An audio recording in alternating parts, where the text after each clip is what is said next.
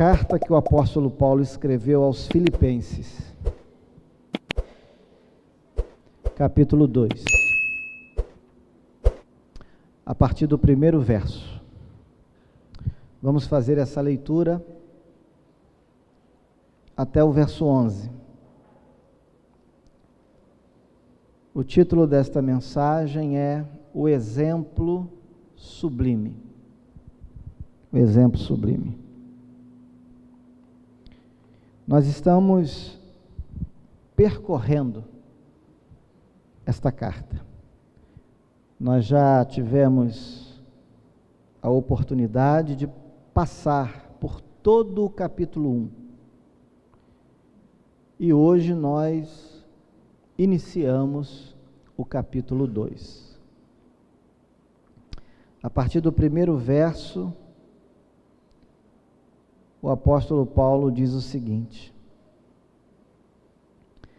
se há, pois, alguma exortação em Cristo, alguma consolação de amor, alguma comunhão do Espírito, se há entranhados afetos e misericórdias, completai a minha alegria. De modo que penseis a mesma coisa, tenhais o mesmo amor, sejais unidos de alma, tendo o mesmo sentimento. Nada façais por partidarismo ou vanglória, mas por humildade, considerando cada um os outros superiores a si mesmo. Não tenha cada um em vista o que é propriamente seu, senão também cada qual o que é dos outros.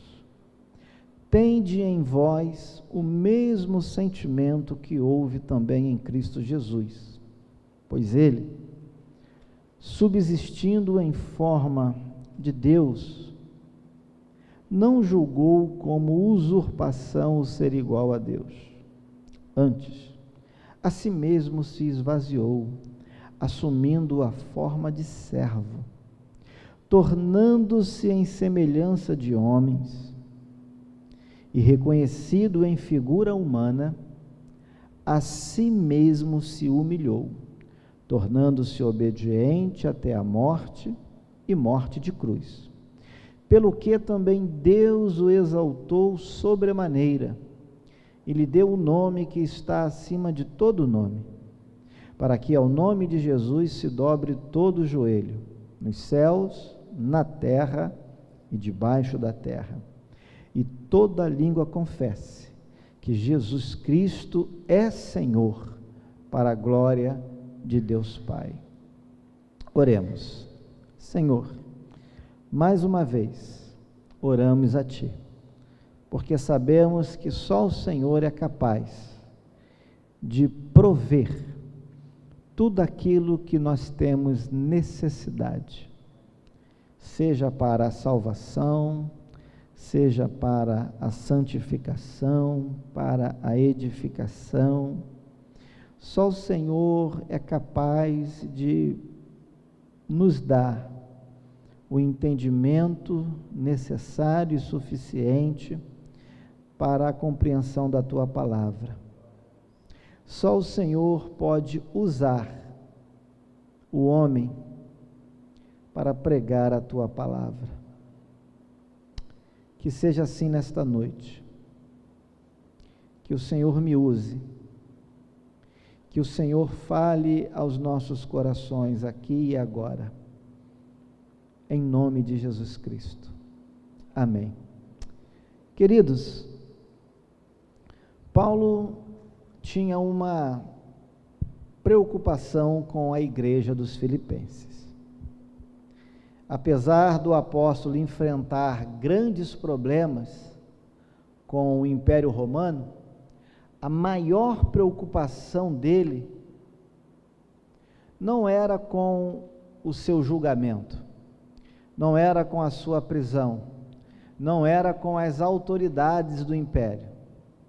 A sua maior preocupação era com as notícias de uma possível divisão na igreja de Filipos. Epafrodito, quando foi levar aquela generosa oferta que os filipenses mandaram para o apóstolo, provavelmente também relatou a Paulo os últimos acontecimentos na igreja. E Paulo então percebeu que a estabilidade dela estava sendo ameaçada. E essa ameaça vinha de dois lugares, tinha duas origens. A igreja dos Filipenses estava sendo ameaçada por fatores externos. E você pode conferir isso no capítulo 3, versículo 2. Paulo vai dizer assim: acautelai-vos dos cães, acautelai-vos dos maus obreiros, acautelai-vos da falsa circuncisão. Esses maus obreiros, esses falsos mestres, falsos apóstolos, estavam perturbando a igreja com os seus ensinamentos, causando divisão, prejudicando a singeleza, a sinceridade, a pureza do Evangelho de Cristo. Mas a estabilidade da igreja também estava sendo comprometida por fatores internos. E você pode notar isso no capítulo 4, nos versículos 2 e 3. O apóstolo vai dizer o seguinte: rogo a Evódia e rogo a Sintique, pensem concordemente no Senhor. A ti, fiel companheiro de jugo, também peço que as auxilieis, pois juntas se esforçaram comigo no Evangelho, também com Clemente e com os demais cooperadores meus, cujos nomes se encontram no livro da vida. Claramente havia uma discordância entre duas grandes mulheres dentro da igreja de Filipos. Mulheres essas que cooperaram com o ministério de Paulo, cooperaram com o ministério de outros obreiros, mas que naquele momento estavam brigadas. Então havia mais uma divisão, mais um problema a ser tratado pelo apóstolo. Como ele estava preso em Roma, ele pede ajuda ao líder da igreja. O nome desse líder não é mencionado, é apenas sugerido. Paulo diz assim no versículo 3: a ti, fiel companheiro de jugo. Companheiro de jugo é companheiro de ministério, companheiro de lutas, de labuta, companheiro na obra de Deus. Então, aqui já existe claramente uma das funções de um pastor, de um líder de igreja, não só do pastor, mas de qualquer líder de grupo, de departamento, de união.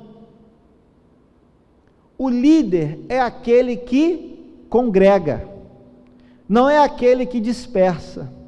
O líder precisa ter sabedoria, maturidade, sensibilidade para promover a paz, a reconciliação entre os membros da igreja.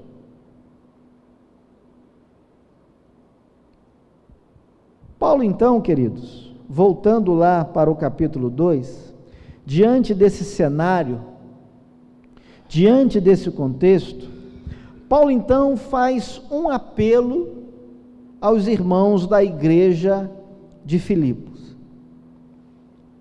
Paulo apela, observem vocês, para as motivações espirituais mais elevadas possíveis. Nos 4 primeiros versículos do capítulo 2. E por que Paulo faz isso? Paulo faz isso a fim de que os filipenses preservassem a unidade cristã e o amor fraternal, em vez de alimentarem divisões e rivalidades entre si. Releia comigo os 4 primeiros versos. Paulo diz assim, olha o apelo dele: se há, pois, alguma exortação em Cristo, alguma consolação de amor, alguma comunhão do Espírito, se há entranhados afetos e misericórdias, completai a minha alegria, de modo que penseis a mesma coisa, tenhais o mesmo amor, sejais unidos de alma, tendo o mesmo sentimento. Nada façais por partidarismo ou vanglória, mas por humildade, considerando cada um os outros superiores a si mesmo. Não tenha cada um em vista o que é propriamente seu, senão também cada qual o que é dos outros. O apelo de Paulo está baseado em Cristo, está baseado no Espírito Santo, está baseado no afeto, na misericórdia. O apelo de Paulo está baseado no amor, na união cristã, na união fraternal. E o apelo de Paulo é para que a igreja dos filipenses pudessem alegrá-lo.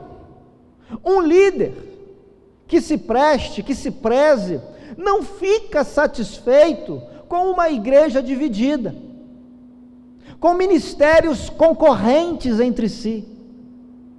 Não há como ficar satisfeito, não há como ter motivação. É ruim, é desanimador. E Paulo então está dizendo: olha, alegrem o meu coração, ajam de outra maneira, procedam de outra forma, pensem em Cristo, pensem no Espírito Santo, pensem no amor cristão, na união fraternal, para que tudo isso possa ser superado. Mas a grande questão aqui era a seguinte: como é que na prática os filipenses poderiam fazer aquilo que o apóstolo esperava que eles fizessem? A resposta vem nos versículos seguintes. O apóstolo Paulo vai dizer que os filipenses deveriam imitar o exemplo sublime de Cristo. O exemplo sublime de Cristo, que ilustra a humildade e a submissão que norteiam o comportamento da igreja.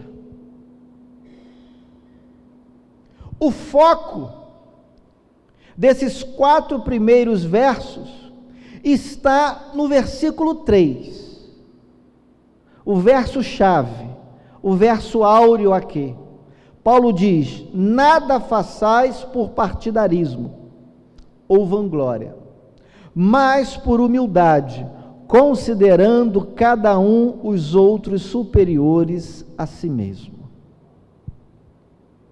Então, a partir do versículo 5 agora, Paulo vai apresentar o exemplo que os filipenses deveriam seguir, imitar na prática, no dia a dia, para que toda aquela discordância, para que toda aquela rivalidade, para que toda aquela competição interna pudesse ser eliminada, superada, e a igreja pudesse gozar de plena unidade, de plena comunhão.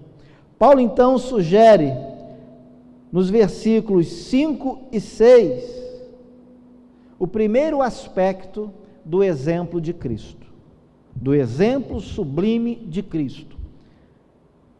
tende em vós o mesmo sentimento que houve também em Cristo Jesus, pois ele, subsistindo em forma de Deus, não julgou como usurpação o ser igual a Deus. Primeiro aspecto do exemplo de Cristo. Ele pensou nos outros e não em si mesmo. Jesus pensou em nós e não em si próprio.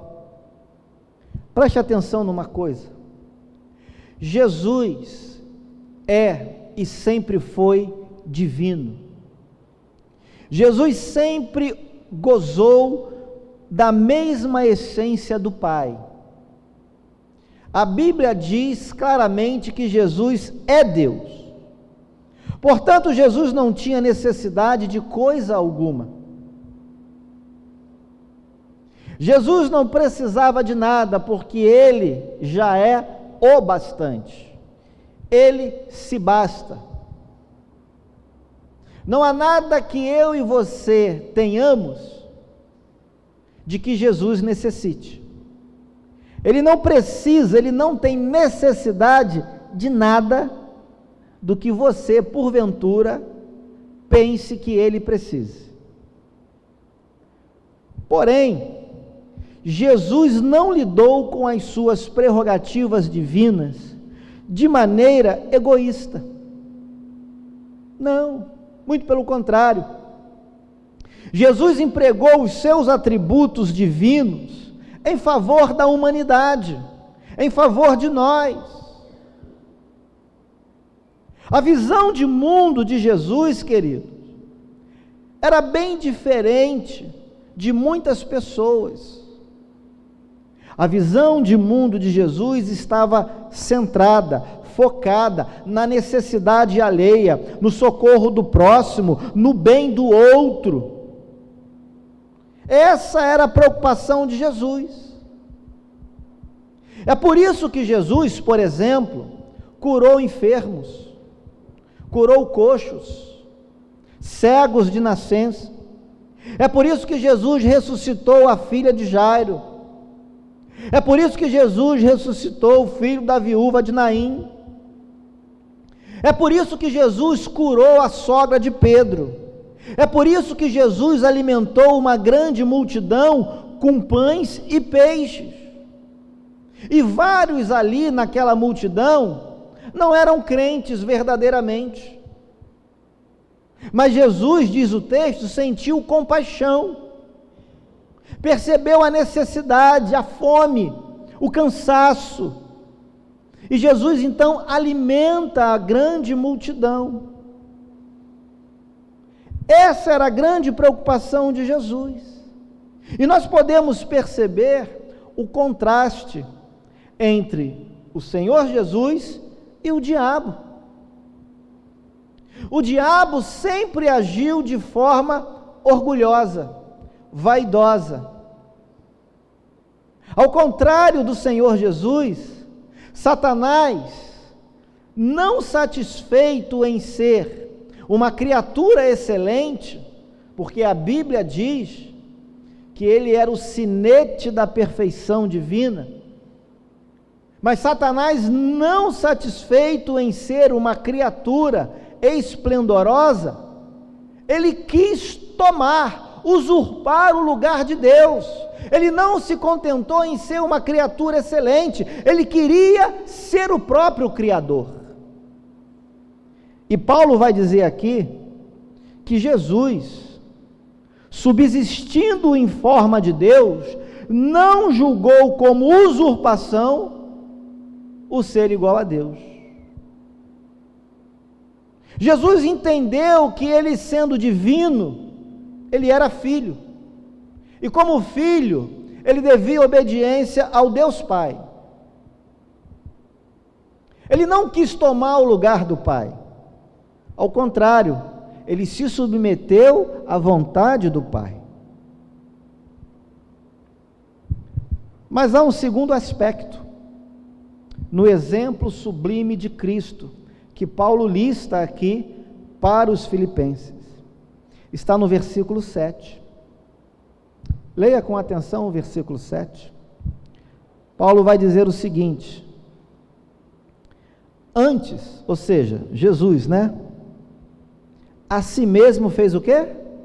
Se esvaziou, assumindo a forma de servo, tornando-se em semelhança de homens e reconhecido em figura humana. Então, o segundo aspecto do exemplo sublime de Cristo é que Jesus veio para servir. Jesus veio para ser servo. Jesus não veio para ser servido. Sabe o que acontece, queridos? Às vezes, a gente pode até pensar no outro. Às vezes, a gente pode até se preocupar com a situação do outro. Só tem um detalhe: pensar no outro apenas de uma maneira abstrata, no mundo das ideias, suspirar, coitado, puxa vida, não é exatamente o que Deus espera de cada um de nós. Não. O que Deus requer da sua igreja é que ela vá além disso, além dos suspiros, além das lamentações, além do pensar exclusivamente, limitadamente, de forma abstrata, que fica apenas no campo das ideias, no campo cognitivo. Deus espera que, além disso, além do pensar, nós façamos alguma coisa prática e concreta. Pensa no caso de Jesus, pensa no exemplo do Senhor. Ele não se contentou em ficar na sua glória, ele não se contentou em ficar no céu, pensando na humanidade, refletindo no homem desviado dos caminhos de Deus. Não, Jesus fez muito mais do que isso. A Bíblia vai dizer, em João capítulo 1, versículo 14, que o Senhor Jesus, sendo Deus, ele assumiu a forma humana e habitou entre nós. Isso quer dizer que Jesus se aproximou de nós, Jesus veio se relacionar conosco, com o homem pecador, com o homem caído, e ele fez isso, diz o Evangelho, para nos socorrer na nossa miséria e para nos servir, como está lá registrado em Mateus capítulo 20, verso 28. Jesus ensinou aos seus discípulos que ele não veio para ser servido, ele veio para nos servir, ele veio para nos auxiliar, para nos ajudar, para suprir uma necessidade que nós não tínhamos como fazê-lo. E é isso que nós precisamos compreender, amados. O Evangelho é um chamado ao serviço em favor do outro. O Evangelho é um chamado ao serviço em favor do outro, principalmente daqueles que pertencem à própria casa, e casa aqui no sentido familiar, consanguíneo, e mais, daqueles que são da mesma fé. O Evangelho é um chamado ao serviço em favor do outro, principalmente em favor dos da própria casa e daqueles que pertencem à mesma fé. E eu provo isso a partir da palavra de Deus. Por exemplo, Tiago capítulo 1, verso 27. Tiago vai dizer o seguinte: a religião pura e sem mácula para com o nosso Deus e Pai é esta: visitar os órfãos e as viúvas nas suas aflições, e guardar-se incontaminado do mundo. Quem são os órfãos? Quem são as viúvas? No contexto em que Tiago escreve, órfãos e viúvas representam classes, grupos de pessoas com as suas respectivas necessidades, que precisavam de atenção, que precisavam de determinados suprimentos, que precisavam de auxílios específicos, pessoas que eram desamparadas, que não gozavam de privilégios naquela sociedade. Então Jesus está dizendo, ou melhor, Tiago está dizendo, que a religião pura e sem mácula para Deus é justamente visitar, socorrer, auxiliar, amparar, consolar órfãos e viúvas, ou seja, as pessoas que passam por alguma necessidade. É isso que o Evangelho é isso que Deus espera de nós. 1 Timóteo, capítulo 5, versículo 8. Veja o que o apóstolo Paulo ensinou ao pastor Timóteo. Se alguém não tem cuidado dos seus, e especialmente dos da própria casa, ele está falando aqui da parentela, essa pessoa, diz o apóstolo Paulo, negou a fé. Agora, olha a comparação que ele faz no final do versículo 8. Essa pessoa não simplesmente negou a fé, mas essa pessoa é pior do que o descrente. Veja que afirmação seríssima que o apóstolo Paulo faz. Paulo está dizendo que esse é um terrível testemunho, você desamparar os da sua própria casa, você não atentar para as necessidades da sua família. Não adianta você chegar aqui na igreja e se jogar aos pés do pastor, querendo fazer média com o pastor. O pastor fala, você atende. O pastor pede, você faz. E na segunda, na terça, na quarta, na quinta, na sexta, você não consegue atender o seu filho. Você não consegue atender a sua mulher. Você não consegue atender o seu marido. Não adianta. Paulo está dizendo que isso é um terrível testemunho, e você se torna pior do que o descrente. Então tem que haver um equilíbrio, meu irmão. Você precisa dar suporte à sua família. Você precisa melhorar o seu relacionamento dentro de casa.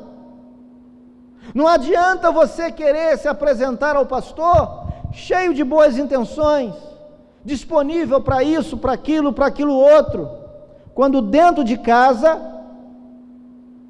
a coisa está feia.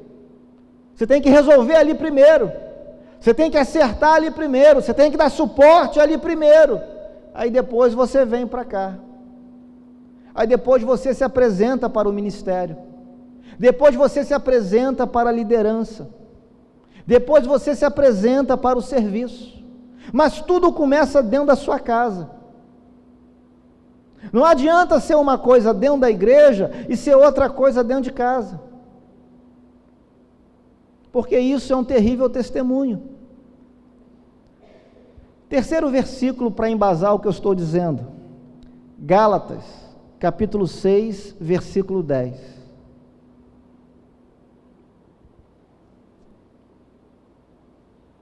Olha o que Paulo, mais uma vez, ensina.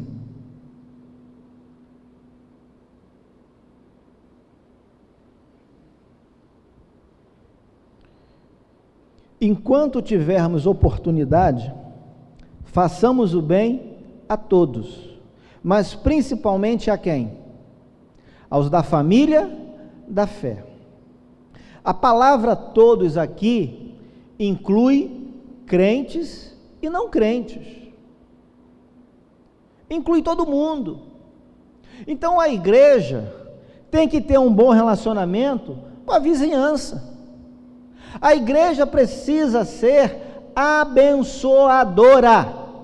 Nós precisamos aprender a abençoar a comunidade onde nós estamos estabelecidos.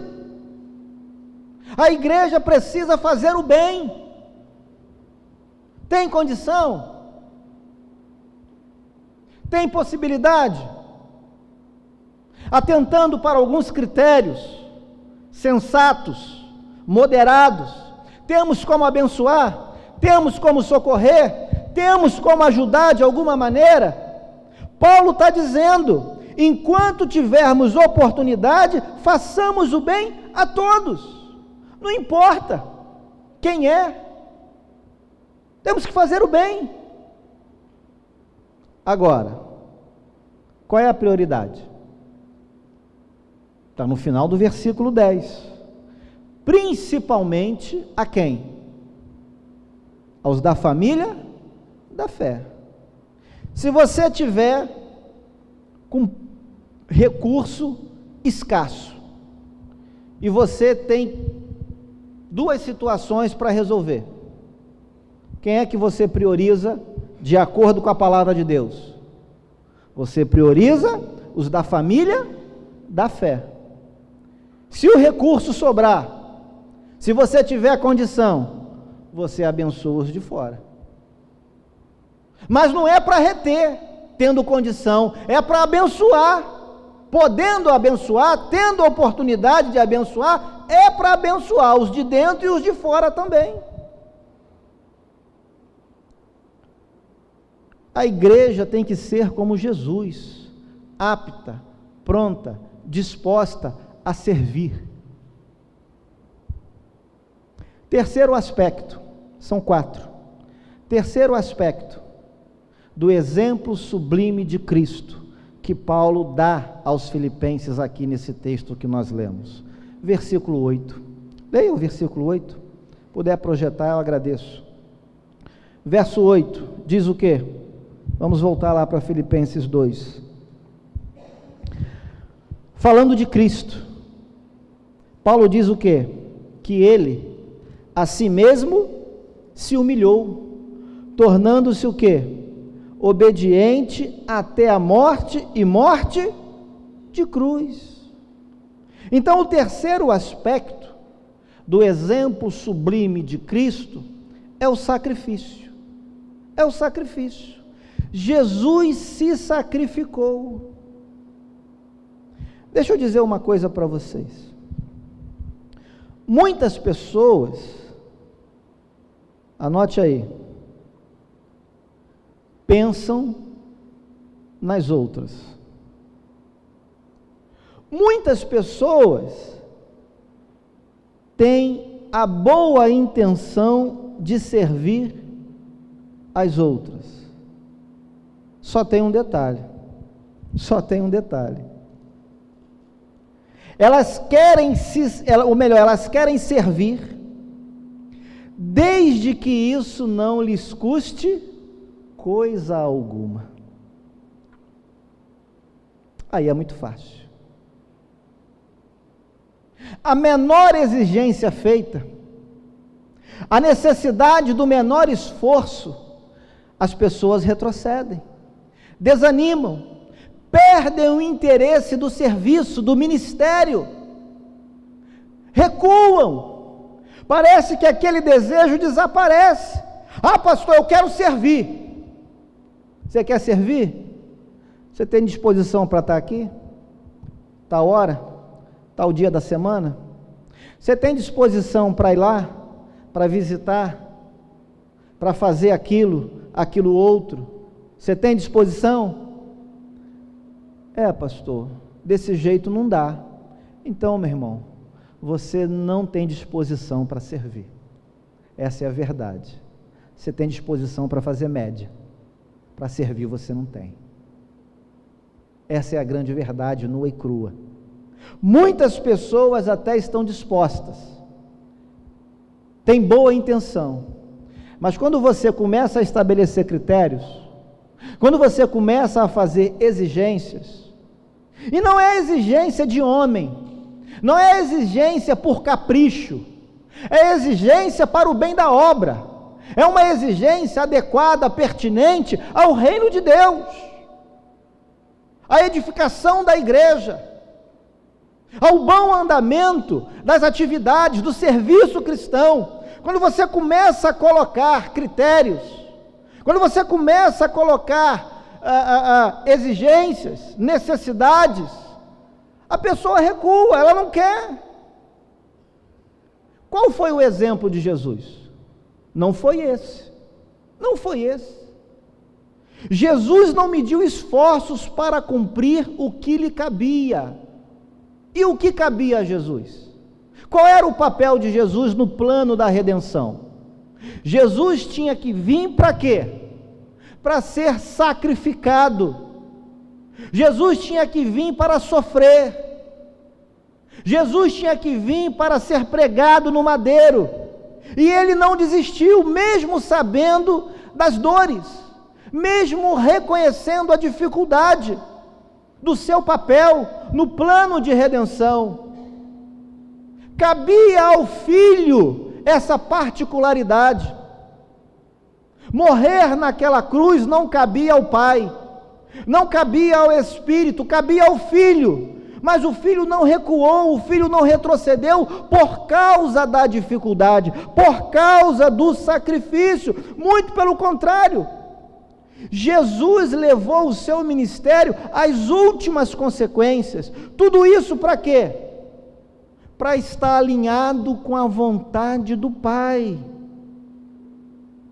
Jesus se submeteu à vontade do Pai e morreu naquela cruz de forma humilhante, queridos. Mas ele cumpriu o seu ministério. Ele fez aquilo que ele deveria fazer. Foi difícil, foi doloroso, foi sacrificante, foi angustiante, foi. Mas algumas pessoas não querem o sacrifício do serviço, o sacrifício do discipulado, o sacrifício do ministério. A grande verdade é que o custo do discipulado é realmente alto, e a igreja não deve baratear o discipulado na esperança de ter grandes multidões em seus cultos, em seus bancos. Não, a igreja precisa pregar o evangelho como ele é, sem acrescentar coisa alguma, mas também sem tirar. Tem gente que tira algumas coisas do evangelho, faz vista grossa para ficar bem com todo mundo. Não, o discipulado é custoso, o discipulado é difícil, o ministério tem as suas prioridades, tem as suas exigências, o reino de Deus tem as suas necessidades, e a igreja precisa estar pronta, preparada, apta para suprir tudo isso. Jesus disse, no Evangelho de Lucas, capítulo 14, verso 27, que aquele que não toma a sua cruz e o segue, não está apto para ser seu discípulo. Então, quem não tem disposição para carregar a cruz, não serve para ser discípulo de Jesus. Não é o pastor Albert que está dizendo isso, não é a igreja de Soteco que tem isso regulamentado no seu estatuto ou no seu regimento interno, não é o ECB, a nossa denominação, que ensina isso. Quem disse isso foi Jesus, quem registrou isso foi o evangelista Lucas. Está escrito na palavra de Deus: quem não toma a sua cruz e segue Jesus, não está apto para ser discípulo de Jesus. Então, o grande problema em alguns lugares, ou de algumas pessoas, é que elas até querem servir, mas elas não querem fazer sacrifício. Se o ministério exige alguma coisa, a pessoa já torce o olho, já faz bico, já fica de cara feia. Ah, não, assim não. Então, meu irmão, não está apto. Procura fazer outra coisa que lhe dê prazer, que você tenha condição de suprir da melhor forma possível. Porque a vida cristã, as necessidades do reino vão exigir de você sacrifício. Ser crente é sacrificante. Ser discípulo é exigente. Ser líder, exercer ministério, vai exigir de você empenho, esforço, renúncia, abnegação. Quarto e último aspecto do exemplo sublime de Cristo. Está no versículo 11. Vamos ler comigo? O que diz o verso 11?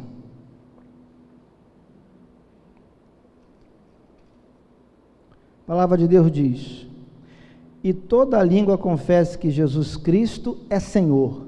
Agora grifa isso aí no final. Para o quê? Para a glória de Deus Pai. Para a glória de Deus Pai. Então, o quarto aspecto do exemplo sublime é que Jesus, além de tudo isso, ainda glorificou o Pai. Pois é, este foi o maior objetivo de Jesus.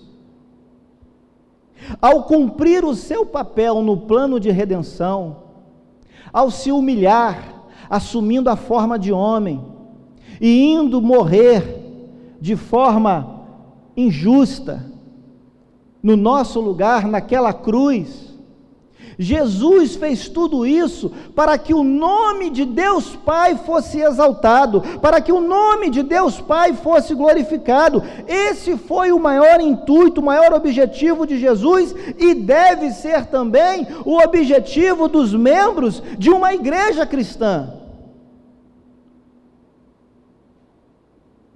Nós não podemos fazer nada para a nossa própria glória, porque isso é vão. Observe o versículo 3 do capítulo 2. Perceba que Paulo está advertindo os filipenses sobre o perigo de certas motivações erradas, motivações equivocadas. Olhando para o versículo 3, Paulo diz então: nada façais por partidarismo ou vanglória. Tem gente que trabalha na igreja pensando em si, querendo sobressair aos demais. Parece que há uma competição. Não pode ser assim. Esse problema estava instalado, estabelecido na igreja dos filipenses, e Paulo está aqui ensinando, Paulo está combatendo isso. Nós lemos no capítulo 4, que havia um problema entre Síntique e Evódia, uma discordância. É isso que Paulo está combatendo. O meu ministério precisa ser uma alavanca para o seu ministério. Os meus dons espirituais precisam ser empregados para você crescer. Nós precisamos fazer uma avaliação, amados. O meu dom, o meu ministério, ajuda você ou atrapalha você? No exercício da minha função, eu colaboro com a edificação da igreja, com a fluidez do culto? Ou toda vez que eu chego em tudo que eu ponho a mão para fazer, toda vez que eu vou falar, é um problema, é uma dissensão, é uma divisão, é um tumulto, é uma briga. Nós precisamos avaliar isso, amados, sinceramente. Porque se isso está ocorrendo, Deus não está sendo glorificado, muito pelo contrário, é o homem que quer ser exaltado, é o nome dele que quer ficar em evidência, quando nem Jesus se preocupou com o seu nome. Jesus se preocupou com o nome do Pai, com a glória do Pai, e é isso que nós temos que fazer. Se você vem pregar para exaltar a Deus, você vem pregar para a glória de Deus.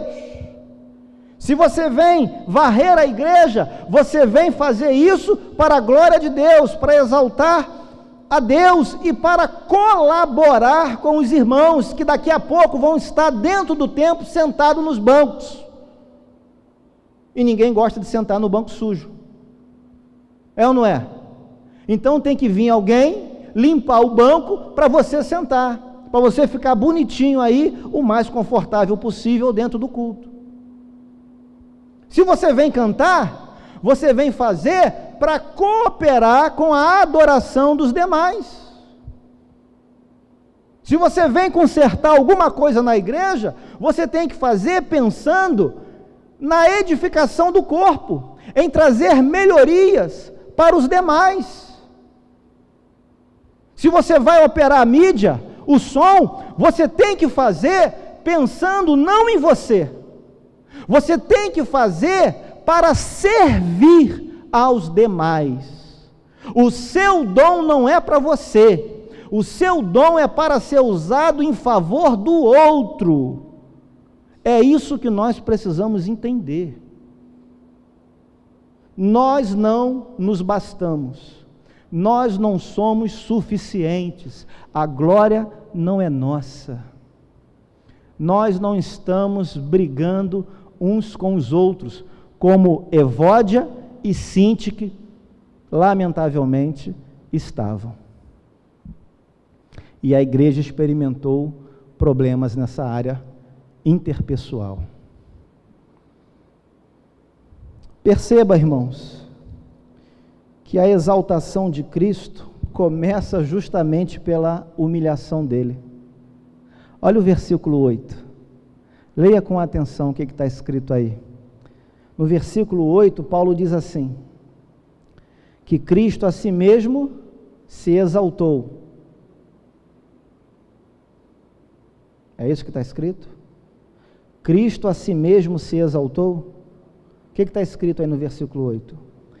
Que ele a si mesmo se humilhou, tornando-se o quê?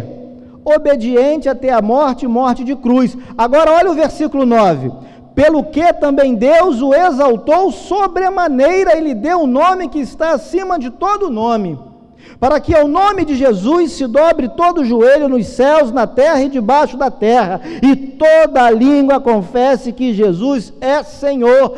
Meu irmão, você quer ser exaltado? Você quer ser reconhecido por Deus? Então aprenda primeiramente a se humilhar, a ser submisso, a agir com humildade, não com soberba, não com arrogância, não por vanglória, não por partidarismo, mas faça tudo para que Deus seja tudo em você e em todos. Faça tudo para que o nome de Deus seja exaltado. É assim que a igreja tem que servir, é assim que a igreja tem que agir e se comportar. O nosso testemunho não é para a nossa própria glória, o nosso testemunho é para a glória única e exclusiva do Senhor. E quando a gente age assim, Deus então nos exalta. Quer ser exaltado? Humilhe-se.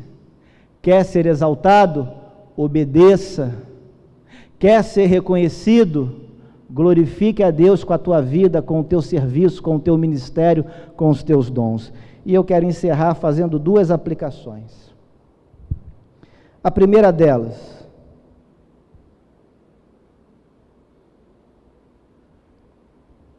Anote, uma igreja vibrante,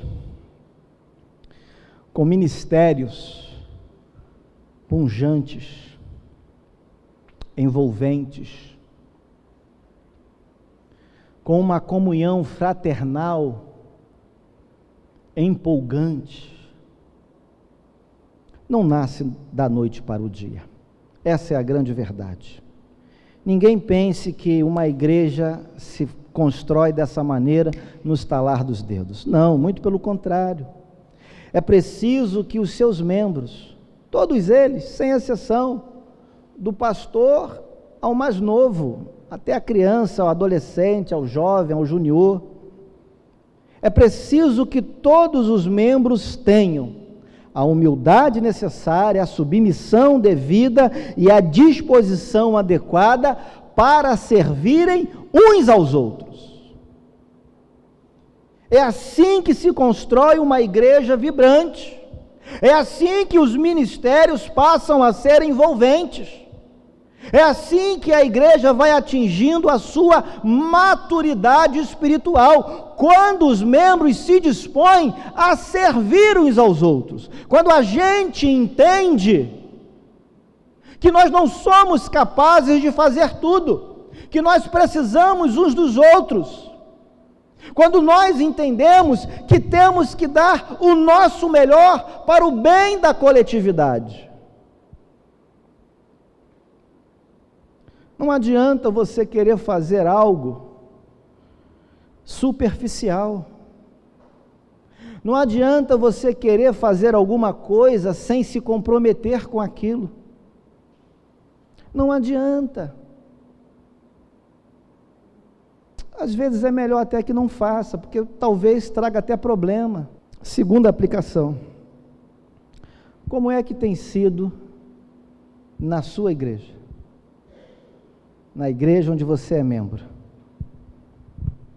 Como é que isso tudo acontece lá? Aliás, quando a gente fala na palavra igreja, às vezes a gente pode se esconder, né, no meio da multidão, porque a igreja é o agrupamento dos crentes, né? É um conjunto de salvos. Mas como é que tem sido o seu relacionamento? Agora é individual. Como é que tem sido o seu relacionamento com os demais membros da igreja onde você congrega? Você tem seguido o exemplo sublime de Cristo? Você tem, pensado nos outros, antes de pensar em si? 2, você tem tido a disposição para servir? E não só a disposição, mas a atitude, a prática de servir o outro. Você tem se sacrificado pelo outro, pela igreja, pelo corpo de Cristo, pelo reino de Deus? Ou você só está disposto a fazer quando nada é exigido de você? Quando você faz do jeito que você quer, na hora que você quer, como você quer, no dia que você quer, é só assim que você se dispõe a servir? Ou você está disposto a entregar, a renunciar, a se sacrificar, como Jesus fez? E finalmente, com o seu dom, com o seu ministério, você tem glorificado a Deus? Eu queria que nós pensássemos nisso, porque esse foi o exemplo de Cristo. Esse foi o exemplo que o apóstolo Paulo apresentou para resolver um problema de divisão, de partidarismo, de discórdia dentro da igreja dos Filipenses. Para que isso não venha a acontecer entre nós, nós precisamos atentar para o exemplo sublime do nosso Senhor e Salvador. Vamos orar nesse sentido?